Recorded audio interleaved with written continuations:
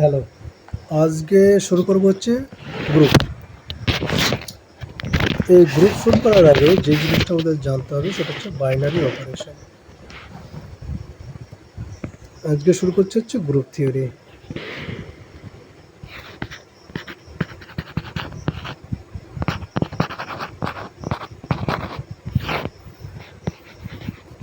প্রথমে যে জিনিসটা হচ্ছে বাইনারি অপারেশন। যে কোনো একটা সেট কিংবা দুটো সেট একাধিক সেটের একাধিক এলিমেন্টের সাথে একটা সম্পর্ক, একটা অপারেশন হবে, একটা কাজ হবে, একটা নির্দিষ্ট নিয়ম মেনে চলবে, সেটা হচ্ছে বাইনারি অপারেশন। এই বাইনারি অপারেশনের দুটো এলিমেন্টের মধ্যে হয়। যদি ধরে নিলাম যে এ এবং বি এসের দুটি এলিমেন্ট আছে, এদের মধ্যে বাইনারি অপারেশন করলাম, এ কম্পোজিশন বি, এটা একটা এলিমেন্ট আমরা পাবো। দেখা গেল এই এলিমেন্টটাও এসের একটা এলিমেন্ট। যদি হয় এটা হচ্ছে একটা ক্লোজার প্রপার্টি, এটাকে বলা হয় ক্লোজার প্রপার্টি। এই ধর্মটা, এই প্রপার্টিটা যদি হোল্ড করে তাহলে এসকে আমরা বলবো গ্রুপ ওয়েট।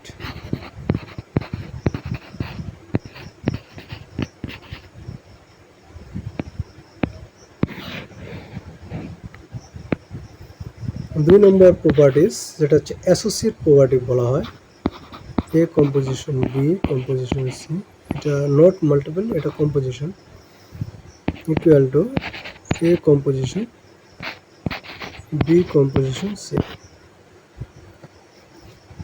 এই দুটো প্রপার্টিস যদি হোল্ড করে তাহলে এর নাম হয়ে যাবে সেমি গ্রুপ।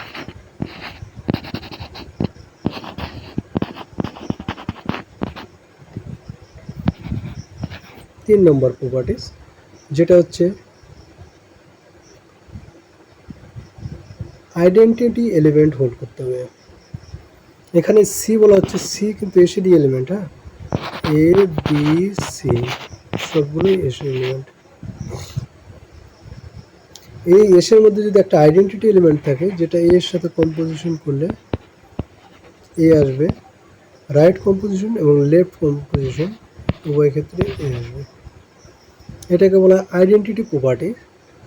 এই তিনটা যদি হোল্ড করে, তিনটা প্রপার্টিস হোল্ড করে, তাহলে এস সেটটাকে বলা হবে মনোমেট।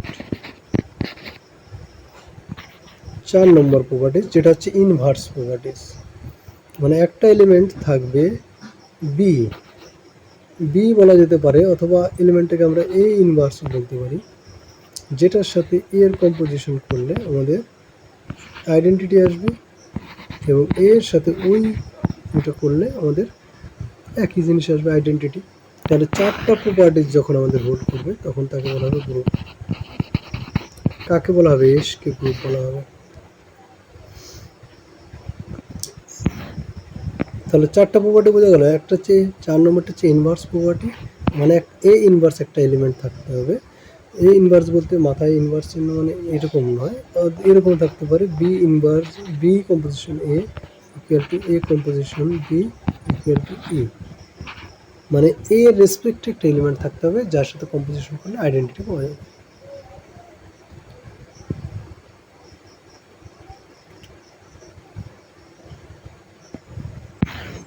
এবার ধরো যে সাপোজ এ কম্পোজিশন বি বা এ কম্পোজিশন বি করলে ই আসলো না, এই ক্ষেত্রে তো বি নেই, ধরো এ ইনভার্সই আছে। 5 নম্বর একটা প্রপার্টি যেটা হচ্ছে এ কম্পোজিশন বি করলে বি কম্পোজিশন এ আসবে, আইডেন্টিটি তো আসবে না। তাহলে এরকম যখন হবে, এই সমস্ত 5টি প্রপার্টি একসাথে যদি আমরা বলি, 5টি প্রপার্টি একসাথে যদি হেল্প করে তাহলে আমরা এরকম বলবো অ্যাবিলিয়ান গ্রুপ।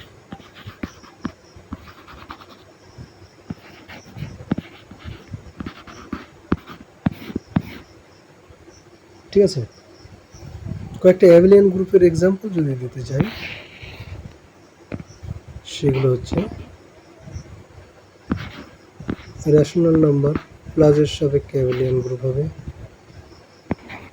সি প্লাসের সাপেক্ষে অ্যাবেলিয়ান গ্রুপ হবে, সি বলতে কমপ্লেক্স নাম্বার, জেড ইন্টিজার প্লাসের সাপেক্ষে অ্যাবেলিয়ান গ্রুপ হবে। অ্যাবেলিয়ান গ্রুপ হতে পেলে গ্রুপ তো হতে হবে, তার সঙ্গে 5 নম্বর প্রপার্টিজ ফুট করতে হবে।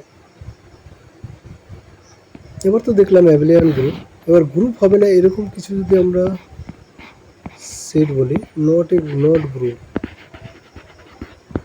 গ্রুপ হবে না। যেরকম জেড কমা মাল্টিপ্লিকেশনের সাপেক্ষে ইন্টিজারটা কিন্তু গ্রুপ হয় না, ন্যাচারাল নাম্বার প্লাসের সাপেক্ষে গ্রুপ হয় না। আমি এইখানে বলে দেবো কেন গ্রুপ হবে না। ইন্টিজার আর ন্যাচারাল নাম্বার, ইন্টিজারে যেহেতু হচ্ছে না, ন্যাচারাল নাম্বারে হবে না, কারণ ন্যাচারাল নাম্বারটা একটা ইন্টিজারের সাবসেট।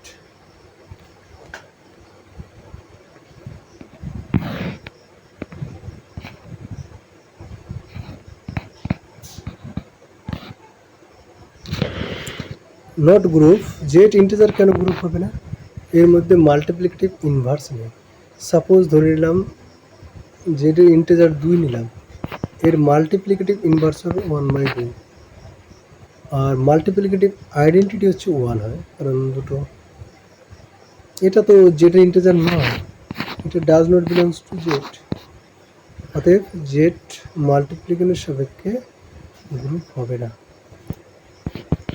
ন্যাচারাল নাম্বারের ক্ষেত্রে সেম একই জিনিস। পজিটিভের ক্ষেত্রে ধরে নিলাম 2, এর যদি আমরা অ্যাডিটিভ ইনভার্স বের করি তাহলে চলে আসে -2। এটা তো আমাদের ন্যাচারাল নাম্বারের মধ্যে পড়ে না। একরকমভাবে এটা 2 যদি হয় 1/2, ইনভার্সটা ন্যাচারাল নাম্বার পড়ে না। কিউ রেশনাল নাম্বার, রেশনাল নাম্বারটা কিন্তু আমাদের গ্রুপের মধ্যে পড়ে না।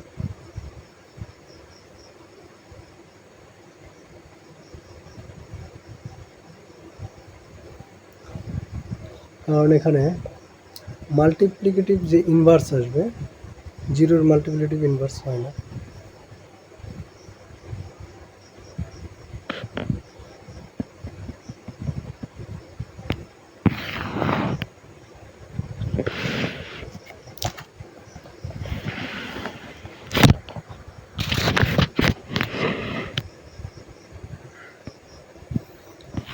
এবার order of A group,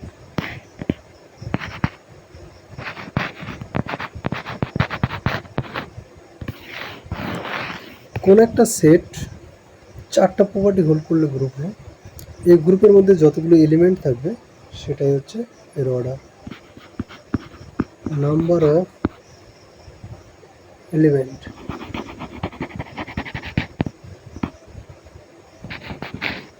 of a finite group.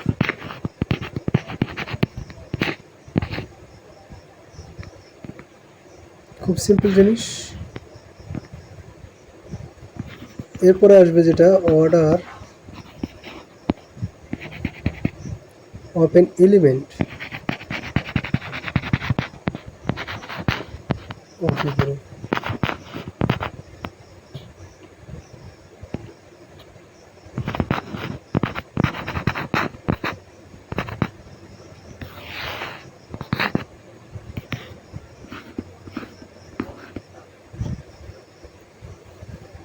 Suppose ধরে নিলাম এ একটা এলিমেন্ট, তাহলে এখান থেকে a⁴n বের করলাম, মানে গুণ মাল্টিপ্ল করলে গুণ করলে n পাবো, n বের করলাম। n একটা এলিমেন্ট হবে যেটা লিস্ট এলিমেন্ট, যেটা ছোট এলিমেন্ট, যেটার জন্য a⁴n এর মানটা হয়ে যাবে e। তাহলে অর্ডার অফ a = n বলতে পারবো। এবার যে জিনিসটা আসবে সেটা হচ্ছে এখানে ইটা কি, ইটা আমাদের ডিফাইন করে দিতে হবে। এটা হচ্ছে আইডেন্টিটি, গ্রুপটার আইডেন্টিটি এলিমেন্ট।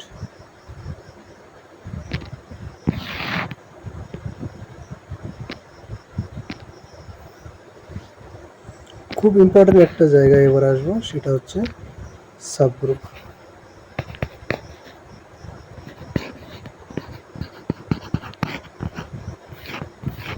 সাপোজ ধরে নিলাম জি একটা গ্রুপ এবং এর সাবসেট হচ্ছে এইচ। সাবসেট তো বুঝে গেলাম। এবার কি হতে হবে, 1 নম্বর কি হবে, সাবসেট হতে হবে। 2 নম্বরে কি হতে হবে, জি কে না এইচ কে, জি তো গ্রুপ ধরেই নিয়েছে, এইচ কে একটা গ্রুপ হতে হবে। এই দুটো জিনিস যদি হয় তাহলে এটা হয়ে গেল সাবগ্রুপ।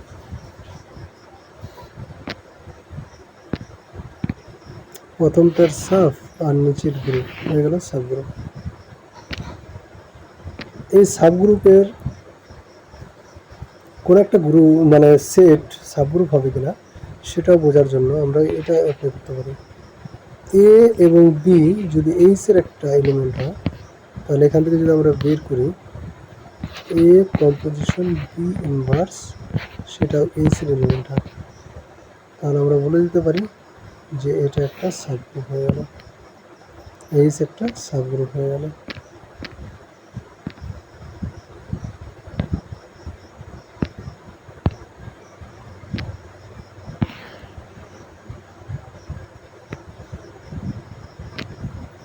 এটাকে বলা হয় necessary and sufficient condition.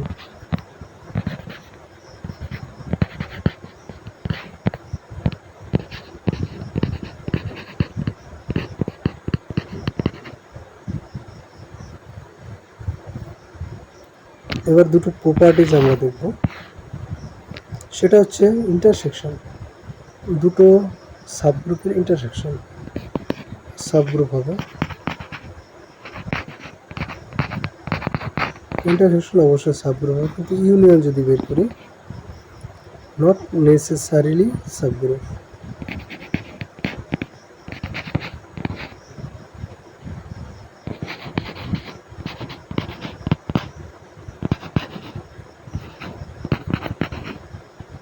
Subgroup নাও হতে পারে।